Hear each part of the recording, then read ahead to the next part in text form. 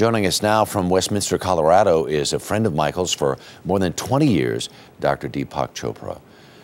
Deepak, good morning. Good morning, Harry.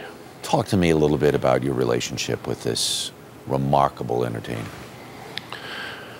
Well, Michael was a beautiful, compassionate, loving, but vulnerable soul who had a lot to offer. He was a genius. He was extraordinary when he was in his ecstatic states, but he was also troubled, and he surrounded himself with people who were enablers and frequently avoided people who were trying to help him. Michael used to come and stay with us. He would make his own bed after the night was over. He would offer to help my wife with the cooking, and he was part of our family. These enablers helped him use prescription drugs, according to you and according to a lot of other people. And at one point, did he not ask you for a prescription? In the year 2005, after the trial, he came and stayed with us for a few days. And during that time, he asked me for a prescription for OxyContin. I was very surprised. And I said, "Why do you want that?" And he said, "I have back pain." And I said, "You don't need that narcotic for back pain." And then as I probed, I found out that he was taking a lot of narcotics prescribed by different physicians. How does somebody live if their entire life is clouded by a constant cocktail of these kinds of narcotics?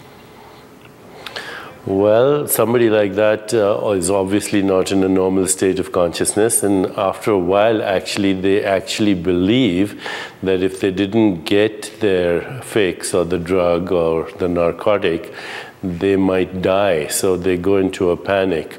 There's also a condition called hyperalgesia, which means that as the person becomes more tolerant to the drug, they actually have more pain with the drug than they had before the drug, and they cannot believe that the pain is not being suppressed.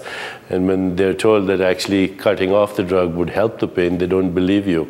So, you know, when you're prescribing narcotics, you need to be with very competent doctors. Right. You really were close to Michael in so many different ways, and he confided to you about his life, and especially his troubled childhood. What was his relationship like with his father?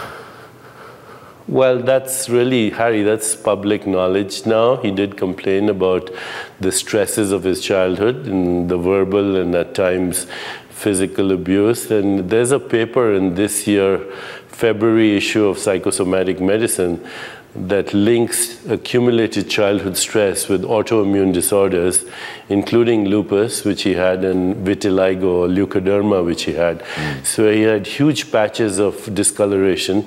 He had a very poor image of his body, and he had a lot of shame about it, a lot of loathing about it, and his compulsion with cosmetic surgery was part of the self-mutilation that occurs as a result of this body image. So he became an isolationist. He hid from people, and the more he hid, the more cruel the media frenzy about his hiding and his covering up. You know, he used to wear clothes to cover up his disfiguration. And so that really actually hurt him a lot. He was a delicate soul in a cruel world. Right. Deepak, we thank you for your time this morning and your insight, and I hope we can visit again with you soon. Thank you very, very much.